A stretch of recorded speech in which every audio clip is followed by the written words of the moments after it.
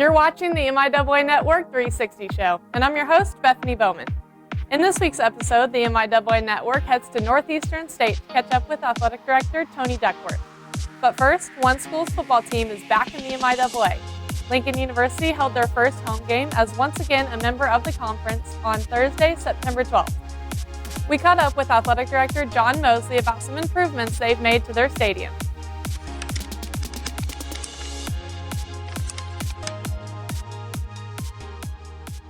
Here at Lincoln University with Athletic Director and head men's basketball coach John Moseley, but here today to talk a little bit about football. Lincoln's first home game back in the MIAA. How exciting is that for your campus? It's really neat for us. We're fully aware of the prestige and the quality of football that's played in the MIAA, and we're excited about the challenge that faces us here today as we Southern coming into. Talk a little bit about the stadium. I understand it looks quite a bit different than it did the last time you guys played a game in this conference. It does. We've spent a lot of money here on renovations, turf field and stuff. This will be our third season playing on the turf field. New lights, new video board, brand new atmosphere. We're standing in the president's deck area of her suite where she can entertain guests. And, just a whole new area right here, and we're very proud of it. It's been a great source of pride for our institution and for our community, and it's been able to be used by our students as well as our community. Specifically, like this deck that you talked about, you know, that can really accommodate a lot of boosters, and that's something that you guys are proud of that you've been able to really elevate in the past couple of years. Yeah, we've been really proud of the fact that we've grown our Blue Tiger Athletics Club to well over 330 members last year. Our goal this year is 400 people that support Blue Tiger Athletics. 100% of their membership goes towards the goals of the club, which right now for us they're paying off a loan for weight equipment, and they've been really diligent and really resourceful in how they take care of their funds. We've been working really hard to establish relationships as well as fundraising. We've been fundraising in this community for a while, and they've been really good to us. Yeah, I know we've talked about this a little bit before, but just starting a new year, your dual role here as coach and athletic director. You just got out of practice, you got the suit on, got a home game tonight that you'll have to make an appearance at. So with the new year, how has it been for you? It's been great. We're fortunate again. I'm really fortunate to have good people around me on both sides, basketball side. I've got great assistant coaches, and then administratively, I've got some long-term guys like Tim Abney, Betty Kimlin, who've really seen the MIAA and seen college athletics for a long time. And then I've got some new blood, and Keena Lynch, and then Dan Clark's been here for a little bit. So those guys, they help make us look good. And it's my job to come out, make sure everything's right, and continue to promote our programs and with the best positive light we can.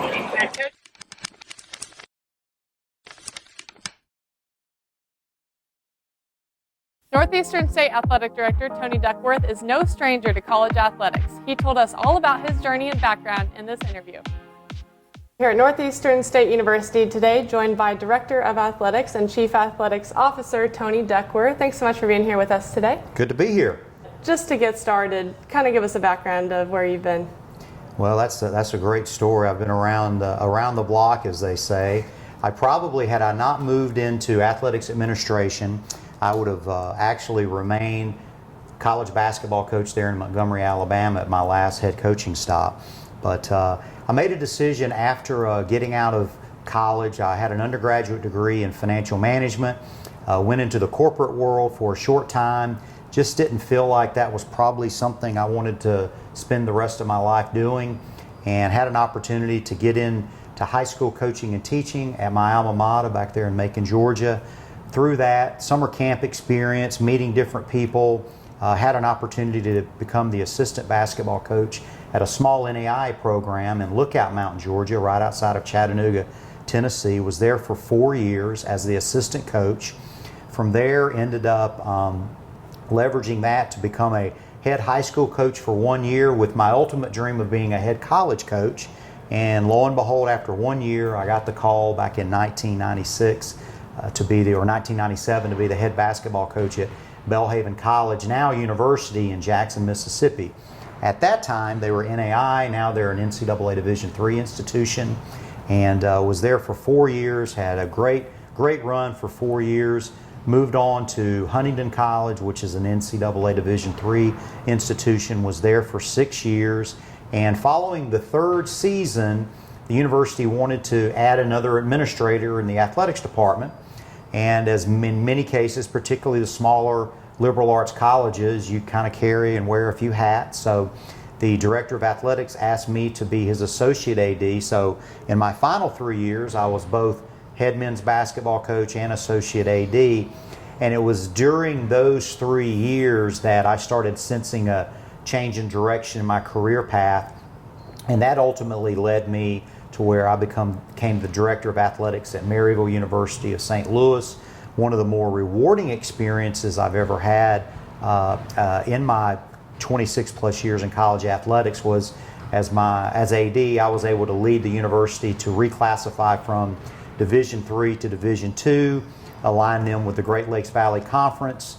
And so there was a lot of satisfaction to that, and that ultimately opened the doors after 4 years there to join Northeastern State University, and here I am starting my 9th year, believe it or not, here in Tahlequah.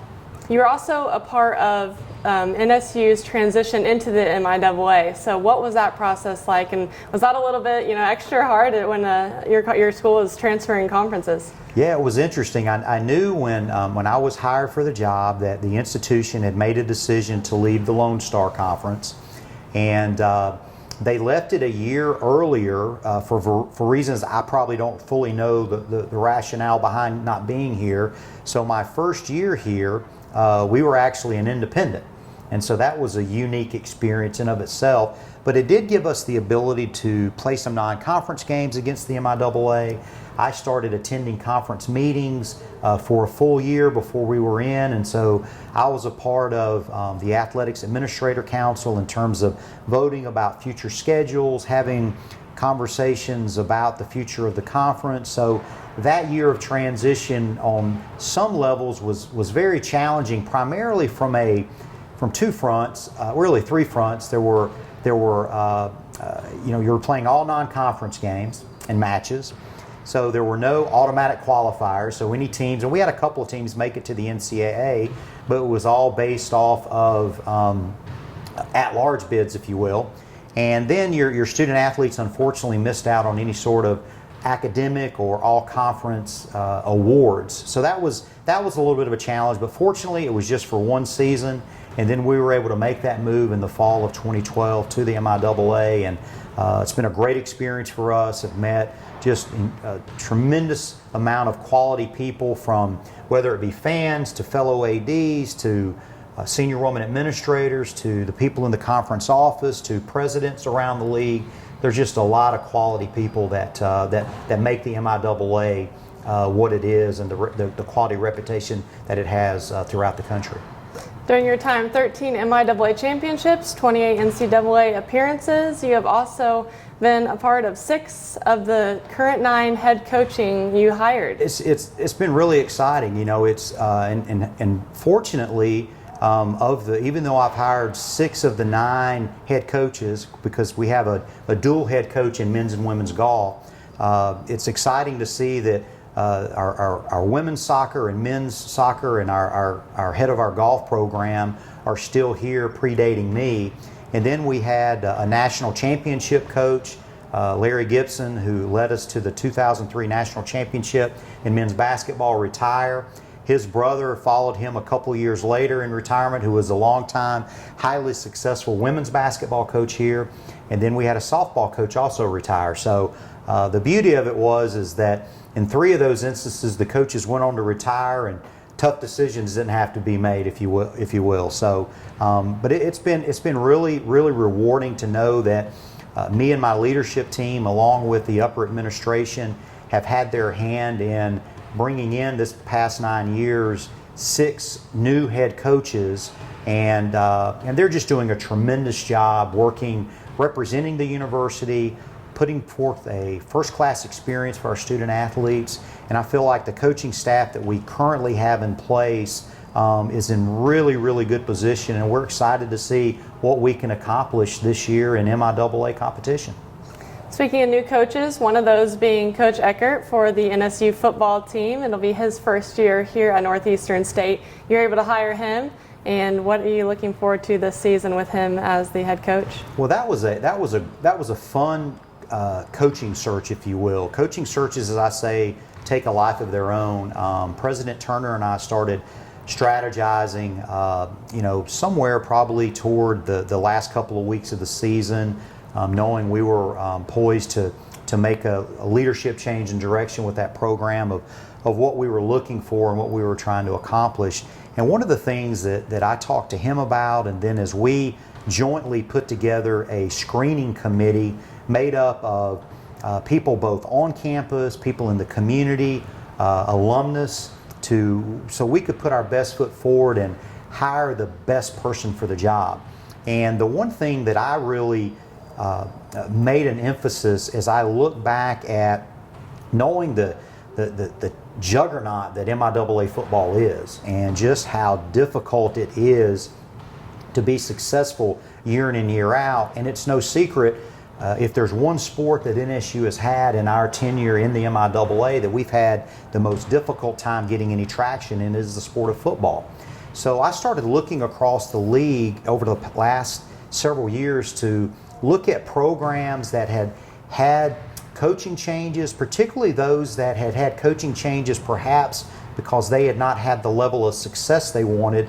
And the one common denominator I saw was the programs that had made a head coaching change but had started having success had hired head coaches that had previously been successful as a head coach.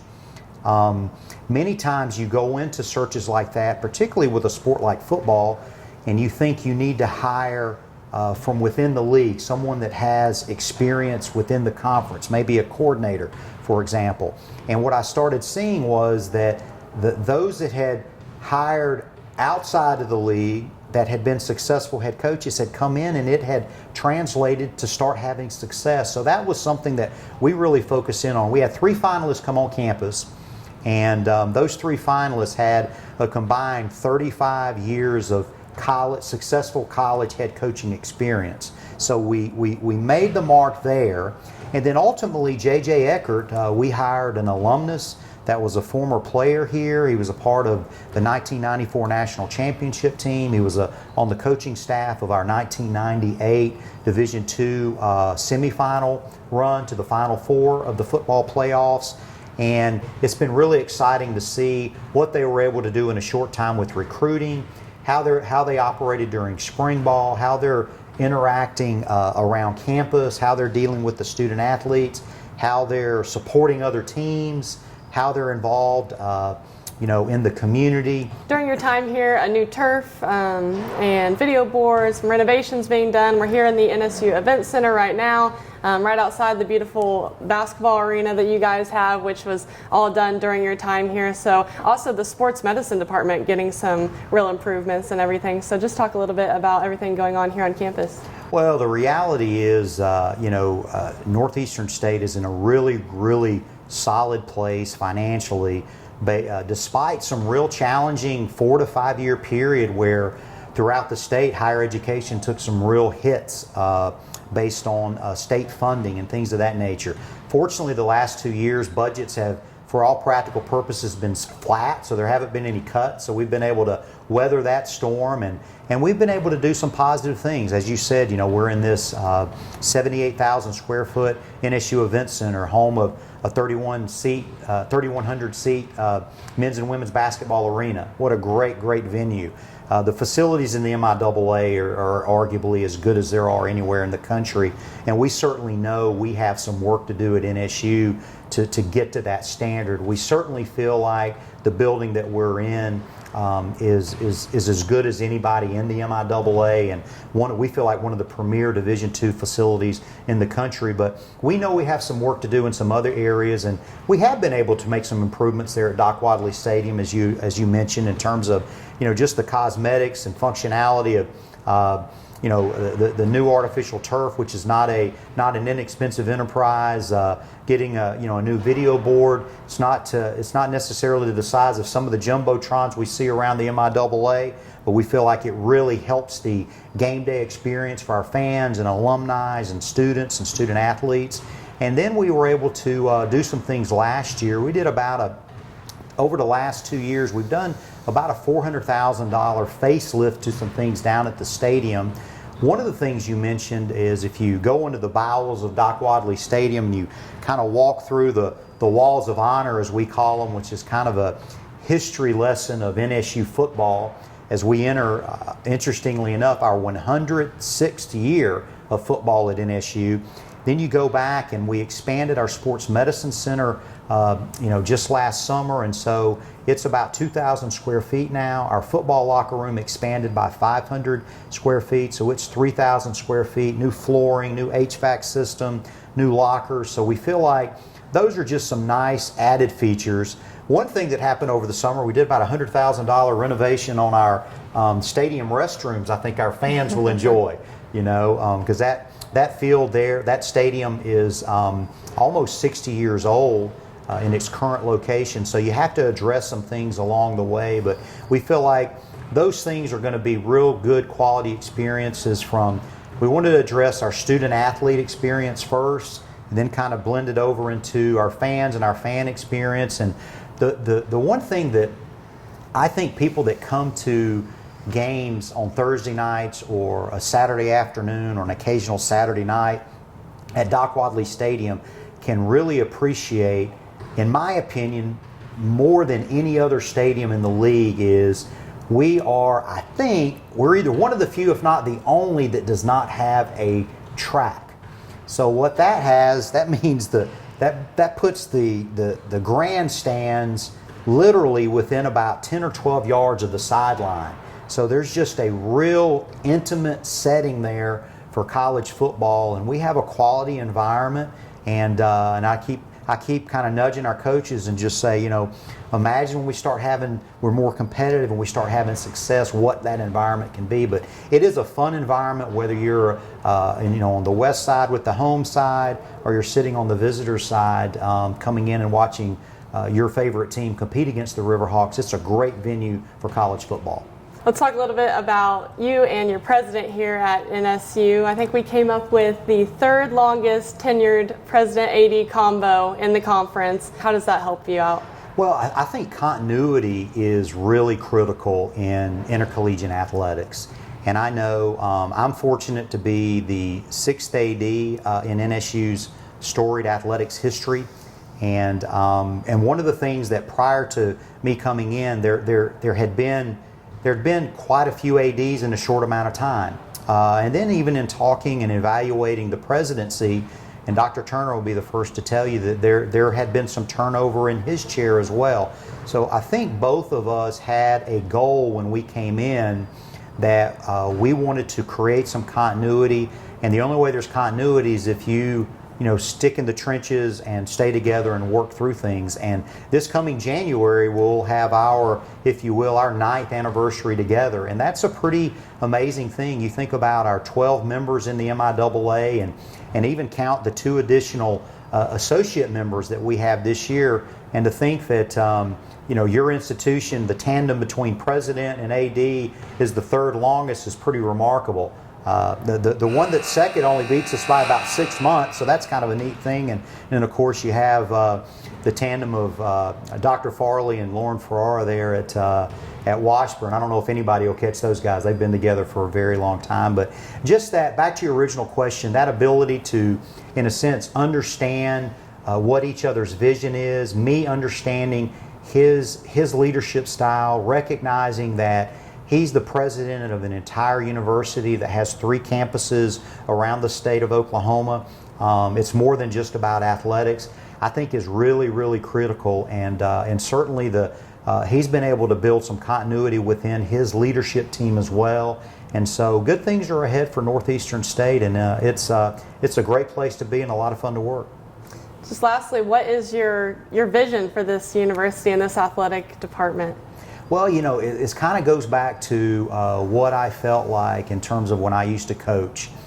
I used to tell my teams, I just want us to maximize our potential. I don't necessarily know what the ceiling is for NSU athletics.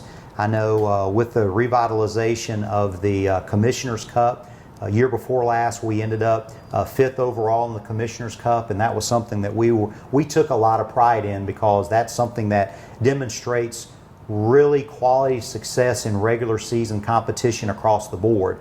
And certainly, if we were able to consistently find ourselves in that top 5 in MIAA competition, we know that that lends itself to a lot of opportunities in NCAA postseason as well. And so, my vision is that we continue to strive to provide a quality student-athlete experience, put a product on the field and court that is going to, represent the university in a first-class manner that our alumni and community and fan base are excited about. And then ultimately, those student-athletes attaining the real prize, and that's graduating from NSU and then going back and being positive leaders in the communities that they reside in. So that's a long answer to that question, but that hopefully gives you a little bit of inside look that competition's important. We want to have successes beyond just winning and losing as well. I can't forget about these 2 items that you brought up here with you. Came from your office, and you had a plethora of things you could have chosen, but these 2 right here, let's talk a little bit about those. Well, last year we celebrated the 60th anniversary of our 1958 national championship in football in the NAI. So we had a commemorative ball made. We do an honorary captains program, and every year we have a different ball. So this year we wanted to last year I should say, in 2018, we wanted to recognize that 60th anniversary team. And every year at homecoming, we have a breakfast the morning of homecoming where we invite student athletes and anyone else that wants to come back, former student athletes, to be a part of that program. And that morning we presented the members of the team that were able to attend, or send a family member on their behalf to attend, with this commemorative ball. But prior to that, for about a year and a half, I held a 1958 national championship ring in my office that, long story short, through a relationship I had with a local ice cream deliverer out of Joplin, Missouri, when he would come to Tahlequah once a week, he brought me a 1958 championship ring that I had no idea whose ring it was, asked around to no avail. And that morning at the breakfast last year, I brought that up, and lo and behold, the next week, the wife of the former player called me and said, we had a burglary several years ago, and that ring had been stolen. And so she came over to Tahlequah a few weeks later, as you see the picture there, and was able to reunite her and her family with the ring. And it was an emotional experience for her. But she told me when she was able to go to the nursing home and show that ball with the team picture as well as the ring to her husband, that he got very emotional. And that's one of the more memorable things I've ever been involved with in college athletics, was just to be a part of reuniting that family with their 1958 national championship ring.